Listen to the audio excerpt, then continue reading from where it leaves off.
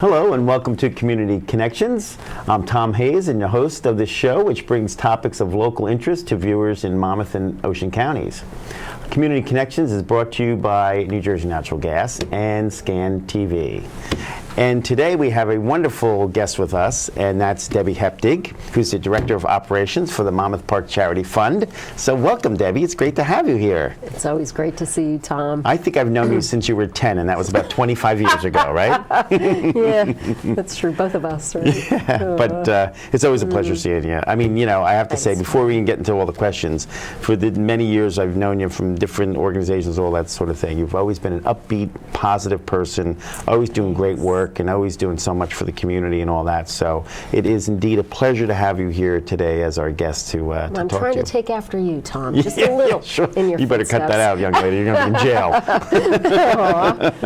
Don't follow my footsteps. I try to even tell my kids, don't follow me. But it's great to have you here. And today we're going to be talking about the Monmouth Park Charity Fund, which I happen to be involved with as well, and being on your board and all that. So it's a great organization. So tell us a little bit about it. You know what the Monmouth Park Charity Fund is. So it's kind of this really unique organization that has a home at the Monmouth Park Racetrack in Oceanport, and we're 71 years old. Probably something most people don't know about, this unheard wonderful secret.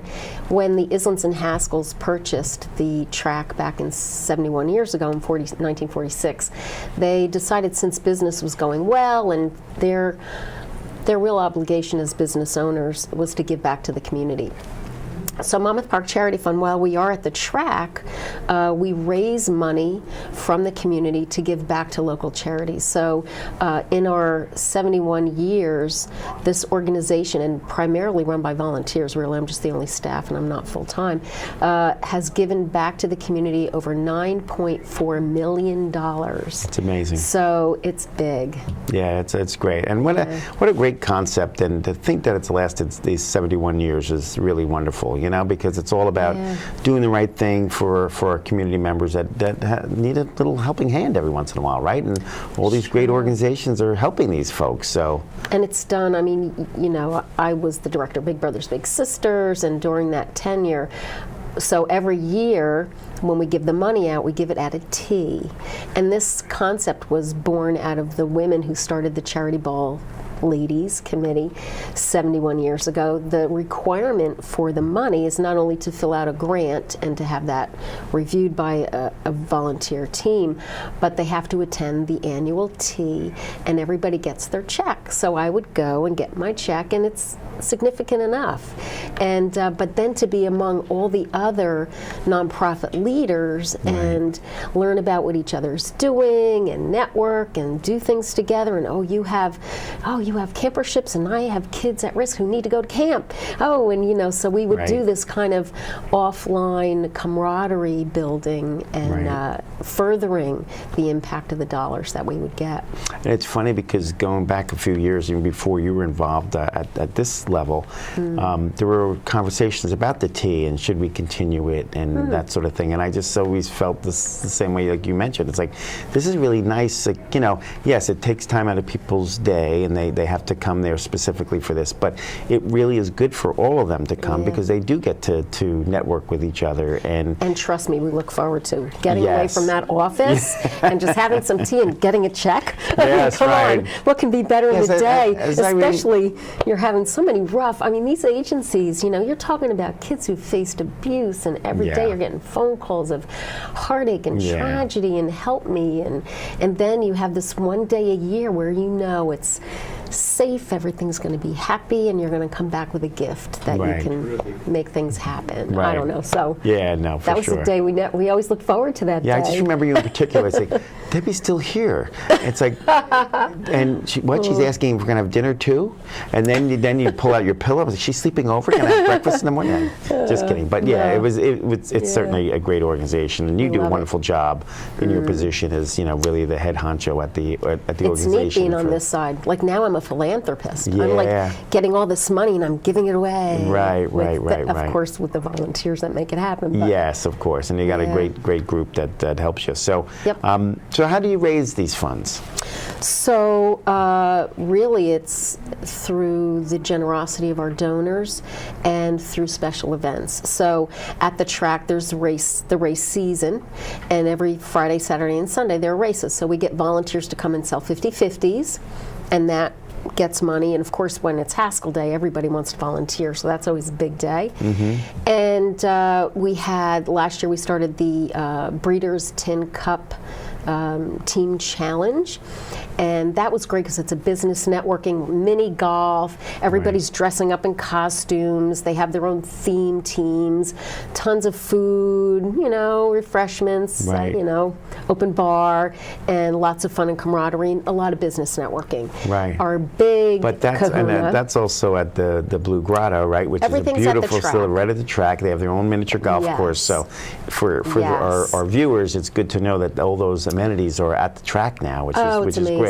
The Grotto Outdoor Garden is and that Tin Cup Challenge was a lot of fun. I mean, we participated, and it was just a lot of fun. Like you said, it was yes, you had a full flight of golfers, and everybody had a really good time. And you know, for those of us that go to some golf outings, it's nice that the miniature golf was kind of and it's quick and it's this fun. Year, and we have some tricks up our sleeve. Like you may you have your teams, and to further the business networking, you may get to a hole and you're going to have to switch team member with another team member from another team. So that will make it a little more fun. Right? Yeah, like cross fun. So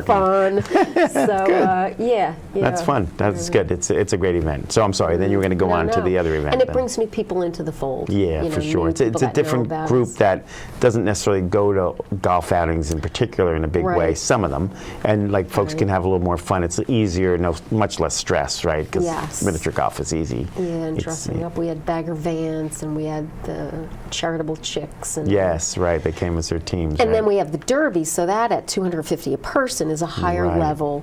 But again, that's at the Grotto. That's the Kentucky Derby, right? You call it the Kentucky Derby. On Derby Day. Yep. It's Kentucky Derby. People are betting. There's the hat contest. Everybody's got their hats. We have an amazing system of bars with different mint juleps. But this year, because it's on Cinco de Mayo, we're going to have a margarita bar too. Nice. The food is phenomenal. Tons of mingling and networking, live auction, trip to Cabo, St. Lucas in Mexico, and tickets to Hamilton last year. So we'll get, I think we have already tickets to Hello Dolly. People are already calling. I haven't even gotten the invitations out, and people are reserving tables. Wow. So because it sells out. It's sold out for 3 years in a row. So, you know, almost a month before the event, we're done, and now I work on, all right, what toys and prizes and games can we come up with to keep all the guests having a good time. Right, no, that's great. It is a big event. And we should get like over 400 this year. We had 370. I think we're going to cap it at 450 guests. So participating really gets you in front of a lot of people. And we're honoring Joseph Roselli this year, and the Duru, Michael Duru Clothier, and our very own Tom Hayes. So I think we're going to bank it out. Yeah, I don't know. Such reputable people. Well, certainly Joe and the Duru families, I'm sure. But myself, I don't know. I'll ride on their coattails. But great people. It's great. It's a great group, and thank you for even acknowledging that. But yeah, it's a nice event, and I'm sure people will have a lot of fun and all that, which is great. And you can sleep in. You party from 2 to 7, and you have the night. Yeah, right. After party. So a lot of people go up to the Grotto, listen to music. It's a lot of fun. Right. That's great. Yep. That's great. So now, how do you decide who receives the funds once you do all these great events and raise all this money and all that? So we're very diligent about making sure that the organizations that need the money get it. Right after the Derby, because my head's spinning till after that. So right after the Derby, I send out requests for proposals, so these grant applications with a cover letter to all the agencies that received the prior year. And then we also have lists of people who call us and have heard about us, so they want to be on the list. So maybe 75 applications altogether. And because I've been on the other end, it's an easy application, but meaningful. Right. So we want to know about sustainability. We want to know about, is this something new or expanding, or how's it going to make a difference? What's the impact? And what are your financials? So we look at financials, and then the board, we've actually gone through, I mean, with our computers, fine-tooth comb, asking questions. What's this? What's compelling? How is it making a difference? What are they doing? Where's the money going? How's that being managed? So the neat thing is that if a donor wants to really help in the community and they have $10, well, that $10 will reach 50 organizations. So from cancer groups to domestic violence to kids at risk, Right. to lunch breaks, food banks. I mean, scan here, senior citizen issues. So we give, special grants. So it's really meaningful. And again, $1 can hit 50. Which is kind of what I love about it. Yeah, no, it's true. I agree. It's great because there are so many wonderful organizations that do get the funding, and again, there's these ones we talked about that come to the T and and do all this networking, and they're really key organizations in this community. Yep. And there's no in the overhead, so we have a room at the even though there's water coming through the ceiling most of the time, but we get free office space, free internet. I mean, it's really a no frills. So I thought that was a waterfall. I thought that was made and prepared. What's the bucket? Isn't it very calming hearing that trickling of water as it's rolling down your head and down your back? I'll tell you, it's so. And everybody there, I love the people at the track. Everybody's so helpful and happy. Yeah, it's great, and it is nice. Yeah. It's a nice spot to have and all that. But that it's so grassroots. Like the Monmouth Park Charity Fund is like really into just giving it back. And speaking of that, I know we were, fortunate enough to be able to bring a grant to the table to work with you to do an additional program. So let's talk about that a little bit. Yeah, so one of the niches that this organization has that nobody else has, and I used to have through other, but no more, is that those agencies come together, work together. So we started through your grant, Accomplish More Together initiative. Right. And so 2 agencies were awarded $5,000 each to be able to do something in a more profound way by working together. Right. And so enough walls in the world, let's build some bridges. And that's really done well. We got wonderful grant applications back. I was really happy with the response. That was really impressive. The quality of the programs, and it was a really tough decision. There was some really good grant proposals. Yes.